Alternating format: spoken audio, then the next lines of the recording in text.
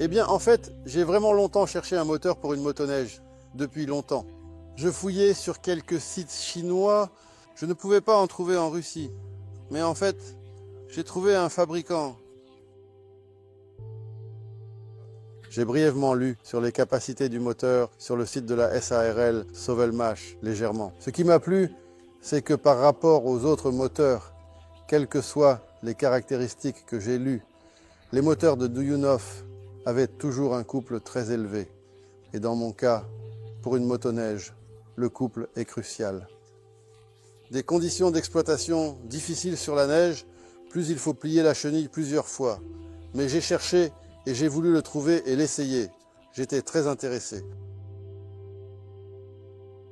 Rien de compliqué en principe. Le schéma le plus simple qu'un moteur à essence. Ici, il y a un générateur de fabrication chinoise de 88 volts. Il y a environ un moteur électrique ainsi qu'un contrôleur. La batterie est située sous le siège, c'est-à-dire sur toute la longueur avec environ 30 ampères-heure. Voici le siège, c'est vrai, il est ancien, mais quelqu'un finira par le recouvrir, fera un effort. Il a fallu faire un démarrage manuel légèrement, car l'appareil est venu de Chine avec un démarrage automatique, mais rien ne fonctionnait. Les Chinois n'ont pas pu aider. Le starter automatique ne fonctionne plus automatiquement. Maintenant, tout fonctionne. On peut même le démontrer. Alors, qu'est-ce qu'il y a ?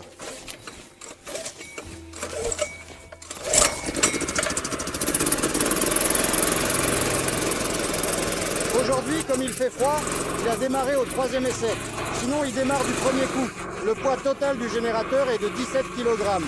Il n'a pas ajouté de poids. Il y avait un moteur à essence qui pesait 40 kg, sans réducteur, sans boîte de vitesse. L'arrière et l'avant se changent avec un interrupteur sur le panneau. Mais, comme je l'ai déjà dit, j'ai eu une expérience avec un moteur chinois. Il n'a pas d'élan, bien qu'il soit un peu plus léger. La seule chose qui est mauvaise, c'est qu'il n'a pas d'élan. Il n'en a pas. Il s'arrête dès que vous lâchez la poignée des gaz. C'est un moteur asynchrone. Il a l'avantage d'économiser l'énergie électrique selon les spécifications. Ce qui est important. Vous ne pouvez pas installer une grande batterie sur une motoneige. Vous ne pouvez pas installer un générateur. D'après ce que je comprends, il a vraiment fait ses preuves. Une fois installé et utilisé, il ne consomme vraiment pas beaucoup. Son élan est excellent. La motoneige glisse même sans accélération sur la neige en descente.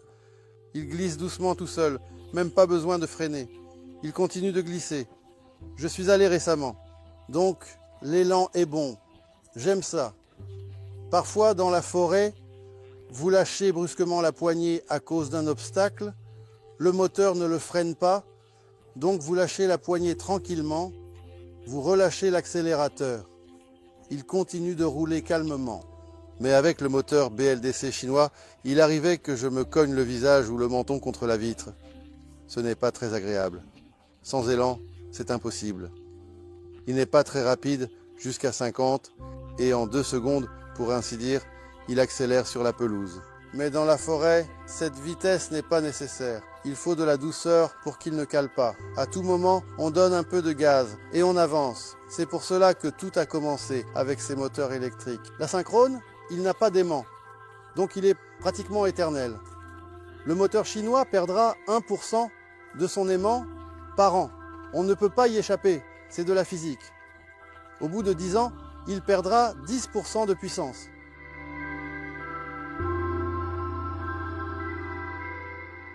Alors, pourquoi a-t-on besoin d'une motoneige? Pour se promener dans la forêt, pêcher, chasser, partir en vacances avec la famille, utilisable à la ferme. Par exemple, pour couper du bois, hop, on coupe un bon arbre mort. Et voilà, tu es le gardien de la forêt pour éviter la prolifération des scolytes et des insectes. Et tout cela, c'est un avantage de cette motoneige.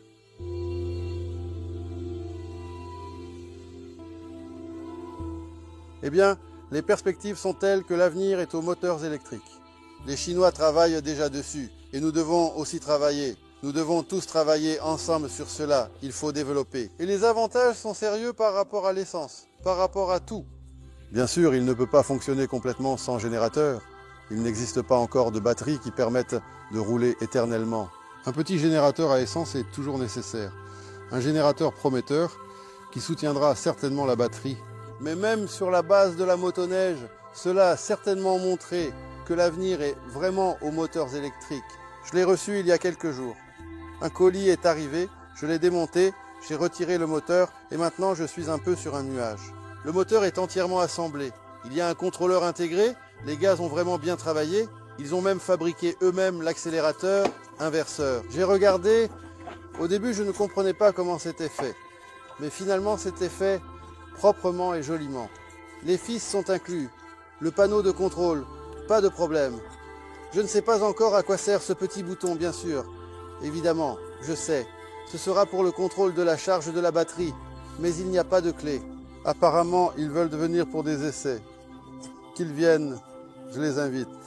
Venez avec la clé, quand je l'aurai assemblée, je les appellerai, ils viendront avec la petite clé. Et hop, nous irons aux essais, ce sera merveilleux. L'appareil, bien sûr, attend certainement son tour, et j'ai de très grands espoirs pour lui.